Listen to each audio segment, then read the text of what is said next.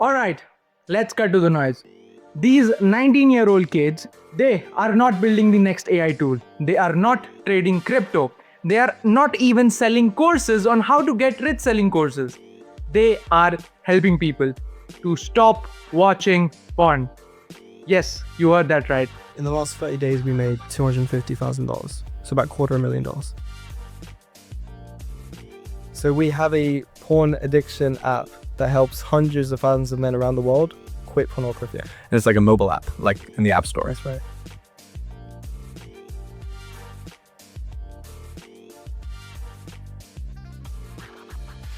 They built an app called Quittr, a no BS habit changing dopamine detoxing war machine. It's a mouthful, I know, but somehow, while most people were debating UI colors, these kids built a community, scaled it, and turned it into $500,000 per month. Today, we are breaking it all down. The launch playbook, the marketing mechanics, the retention flywheel. No fluff, no BS, just real moves, real growth, and a whole lot of psychological jujitsu. Let's dive in right away. So, Alex Slater is one of the founders of Quittr, right?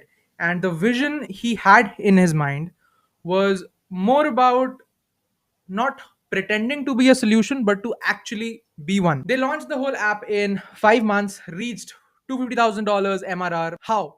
By solving someone no one else wanted to touch. Porn addiction in Gen Z. Therapy too awkward. Stigma way too high. So, what do you build?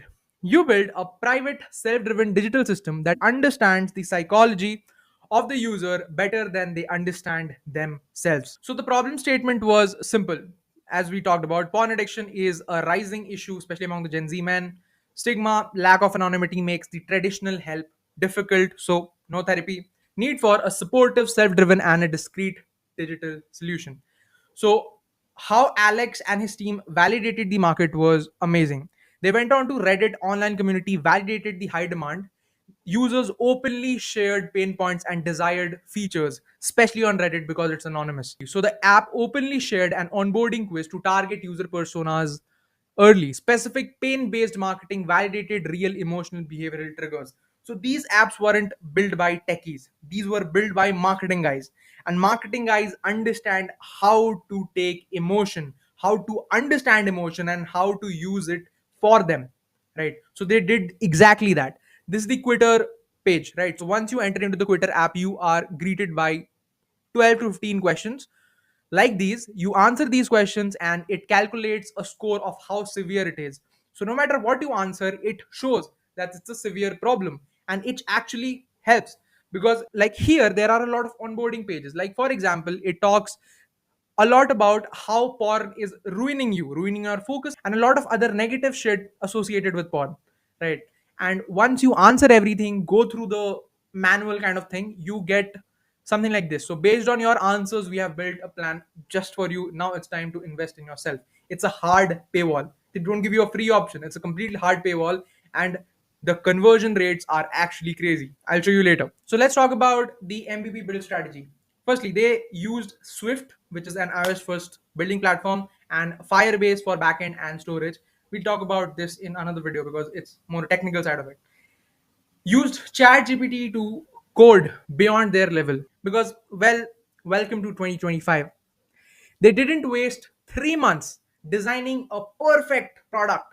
They had a 10-day MVP sprint and they built the MVP within 10 days, which was actually a great idea. They moved smarter. They launched dirty and they polished later. That was an amazing, amazing thing for them to do because onboarding was key. Because after the onboarding, there was a hard paywall. So if the onboarding questions didn't hit or the onboarding wasn't good, no one's going to pay for it. So they needed to focus on onboarding more than anything else. They used Superwall for A/B testing workflows like pricing, flow, etc., which means he wasn't guessing what would work. They exactly knew what was going to work and they doubled down on it when they exactly knew what was working. So the core features had a sobriety tracker, 10-day porn free, 100-day porn free, etc. Right? They had a journaling and AI therapist called Melus, which was great, especially when you are spiraling, right? When you want to watch porn, when you are spiraling out of this, journaling and AI therapist works really well for you to calm down. right? Anonymous support groups, no judgment, nothing, right? A virtual plant tree for habit growth. So if you're 100 days spawn free, your tree grows larger, which basically shows growth in a very subtle but impactful way. Behavioral dashboard, 20 plus behavior and accountability tools, symptom based dashboard with dynamic goals, and etc. And most importantly, for monetization, you can't explore the app until you commit. It isn't a freemium platform, it's pay to get real, which actually worked really well in their favor because they were solving a pain point which was very severe, because the hard paywall made things real, especially for porn addicts, because they wanted to get out of it, right? So it really helped them. Simple monthly and yearly subscriptions. They had a 7-day money back guarantee if you didn't like things, and it worked really well. Super wall for testing, higher LTV for first time paid users. Language framing was very important, right? So narrative is very important as usual, because this was a more marketing centric approach to a product. The framing was very important, especially when you talked about investment in yourself, investment in transformation. This worked really well, especially in their favor. Ongoing feedback collection from churned users to improve retention over time. This is one of the first success tweets, as I call it, from Alex Slater. I made $100,000 in 48 hours from a single video. So they hired influencers for a bunch of videos initially, and one of those videos blew up. It was very, very strategic. He talked about how 4 months ago he was dead broke and his life, world, and business changed overnight. You can do actually the same, because whatever he had was crazy. He just believed in his execution and just never gave up, right? So he made around 128K. There was a 88.5% paywall rate. Like 88.5% people completed the initial onboarding and 11% converted, which resulted in $128,000, which was actually crazy. And you can see a video. It takes one viral video. These are sales for 1999 and his yearly or monthly plans, which was crazy to see initially. They made $35,000 in one day because of a meme, because of an ad, whatever that worked for them, right? They they were number 19 on some of the charts, and recently they hit $500,000 per month, which was actually crazy even for me as a first person when I was watching the whole thing unfold right in front of my eyes initially from day one, right? It was a crazy journey as a viewer who actually used to read his tweets, used to understand his approach, what he was thinking, why he was thinking. So now let's talk about the most important thing, that is the launch and distribution strategy. Instead of burning the VC money that they didn't have on CPMs that don't convert, they got influencers through the legwork.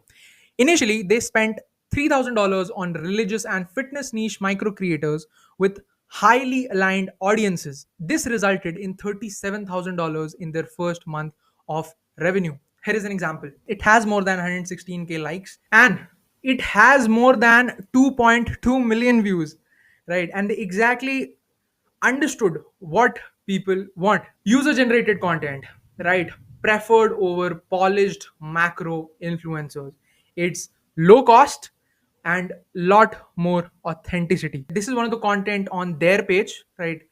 Their page on Instagram has around, let's say it has more than 17,000 likes, but this page of the Quittr app has more than 20.5K followers, right? And it's actually really good. Like it has 100K views, 78K views, 823K views, exactly the video that we talked about with 17K likes. And the average is really great. Got a lot more returns than they invested. So they reached out to influencers with an actual phone call, bypassing the DMs. Why? Because it worked. DM plus call plus incentive plus urgency is equal to distribution. This isn't taught in your regular Stanford MBA. And most importantly, meme ads. Meme ads worked really for them. So they invested just $100 in a meme ad page, right? On Instagram, there are a bunch of them. On TikTok, there are a bunch of them, right? It made them $21,000 in a single day. He even wrote, "What is this ROI? We just paid the guy $100." They got 21,000 just from that day, right? Using that meme ad and product visibility in ads. So when they started their first month, they got the initial revenue, they had cash in hand, so they started running ads and they focused on making product visible inside content, not just vague self-help stuff, right? So for example, let's go through their ads. I'll go through their Facebook ads library and understand all the ads they have created, right? And most of the ads that you'll see, let's pick this or this product.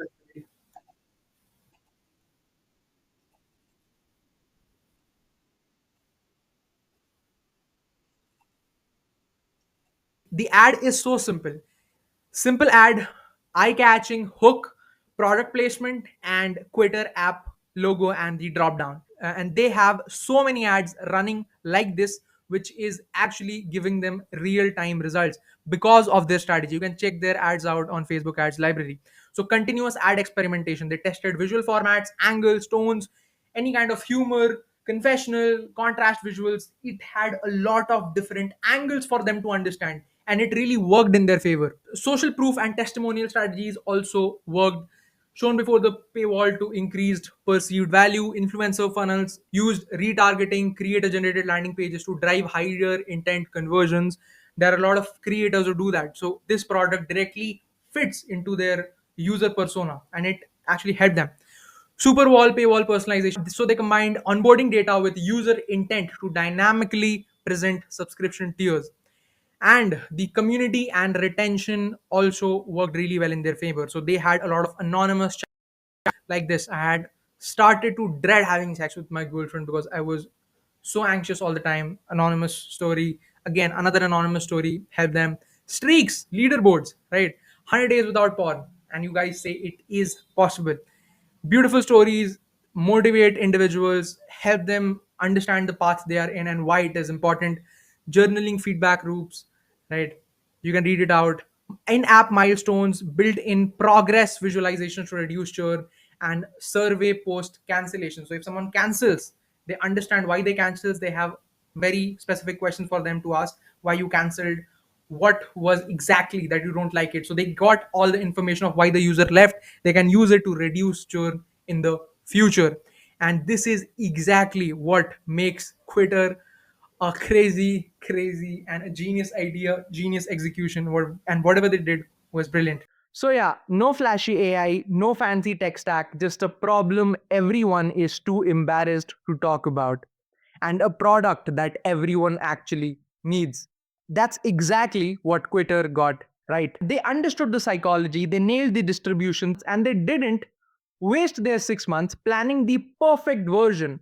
They shipped, they iterated, they moved forward and have scaled it to more than $500,000 per month while most people are still stuck at Notion boards. If you're building something, stop overthinking it. Say it like it is, and maybe, just maybe, don't underestimate the power of a well placed badge, a leaderboard, and a streak counter, and simple things like that. This wasn't luck at all. It was pure execution. And now you have got a blueprint. We got more breakdowns like this coming. We also build apps using AI tools, right? Full-fledged apps, production-ready apps using AI tools, and a lot of other stuffs. This channel, this place is only for the kind of person who builds. Thank you. Signing off. Build with Adi.